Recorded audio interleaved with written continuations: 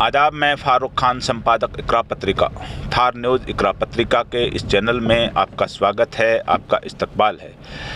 आज हम जो विधानसभा चुनाव की कवरेज के लिए सीकर की तरफ आए हुए हैं। सीकर विधानसभा, लक्ष्मणगढ़, फतेहपुर और अभी हम फतेहपुर विधानसभा में पहुंच चुके हैं और 2-3 दिन हमें इसी क्षेत्र में रहेंगे। लक्ष्मणगढ़, फतेहपुर, चूरू, लाडनू, सुजानगढ़ और इसी लोकेशन के अंदर, तीनों चारों जिलों के अंदर। और अभी हम फतेहपुर विधानसभा के अंदर हैं और अलग अलग गाँवों की जो कवरेज है वो अगले एपिसोड में आएगी।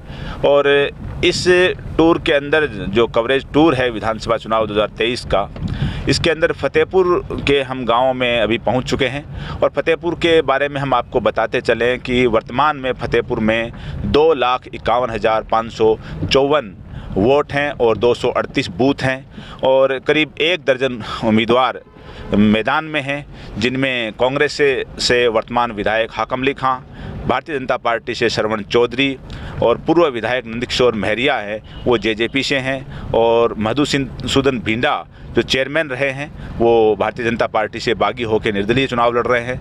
असलम अली खां हैं, वो भारतीय युवा जन एकता पार्टी से मैदान में हैं। और एडवोकेट जावेद अली खान हैं, वो AIMIM से मैदान में हैं। इस तरह करीब 1 दर्जन लोग मैदान में हैं। और यहाँ का जो जातीय समीकरण है उसके अंदर जाट और मुस्लिम वोट हैं वो करीब करीब बराबर बताए जा रहे हैं, 65,000 के करीब। SC वोट है वो 35,000 के करीब बताया जा रहा है। बाकी ब्राह्मण, माली, बनिए और अन्य मूल OBC हैं, ये यहाँ का प्रमुख व प्रभावी वोटर है। और जहाँ तक इस विधानसभा क्षेत्र फतेहपुर के इतिहास के बारे में अगर हम बात करें तो यहाँ का जो पहला चुनाव है वो 1957 में हुआ था, यानी इस सीट का गठन है वो 1957 के चुनाव में हुआ था। और यहाँ से जो विधायक रहे हैं 1957 के अंदर 11 उम्मीदवार यहाँ मैदान में थे और 11 के 11 उम्मीदवारों की जमानत जब्त हो गई थी और उनमें से एक विजयी हुए थे, अब्दुल गफ्फार खां कांग्रेस से। यानी सभी उम्मीदवारों की यहाँ जमानत जब्त हो गई थी 1957 के चुनाव में और उसमें से एक विजयी रहे थे। और 1962 के अंदर बालूराम निर्दलीय विजयी हुए थे और 67 के अंदर आलम अली खां स्वतंत्र पार्टी से यहाँ विजयी रहे। और 1972 के चुनाव में झाबरमल कांग्रेस से यहाँ से निर्वाचित हुए थे। 1985 के अंदर 1977 में फिर आलम अली खां हैं, वो यहाँ से जनता पार्टी से चुनाव जीते थे और उनको उस वक्त 21,183 वोट मिले थे। और 1980 में कॉमरेड त्रिलोक सिंह CPM से यहाँ से विजयी हुए थे फतेहपुर से और उनको 18,463 वोट मिले थे। और 1985 में असकली टाक कांग्रेस से विजयी हुए थे और असकली टाक को 36,143 वोट मिले थे।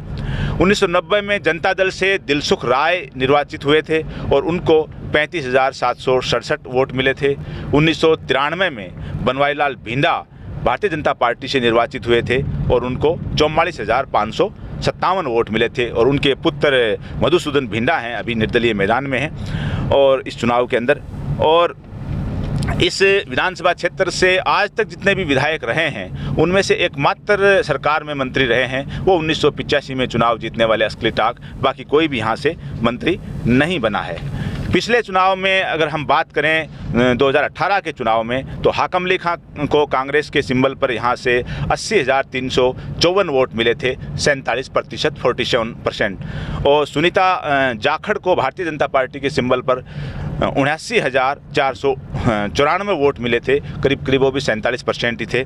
और जो जीत का अंतर था वो मात्र 860 वोट थे, यानी 860 वोटों से यहाँ से हाकम अली खां चुनाव जीते थे। और तीसरे नंबर पे यहाँ से कॉमरेड आबिद हुसैन रहे थे CPM से और उनको 3,931 वोट मिले थे।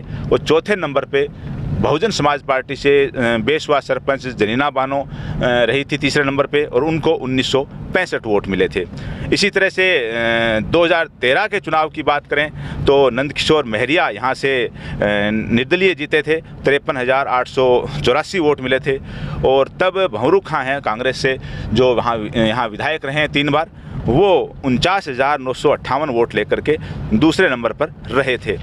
और इस सीट के बारे में अगर हम इसके इतिहास के बारे में और बात करें तो जो भंवरू खां हैं यहाँ से सबसे ज़्यादा बार निर्वाचित रहे हैं। भंवरू खां ने पहला चुनाव 1998 में जीता, दूसरा चुनाव 2003 में जीता और चौथा चुनाव 2008 में जीता।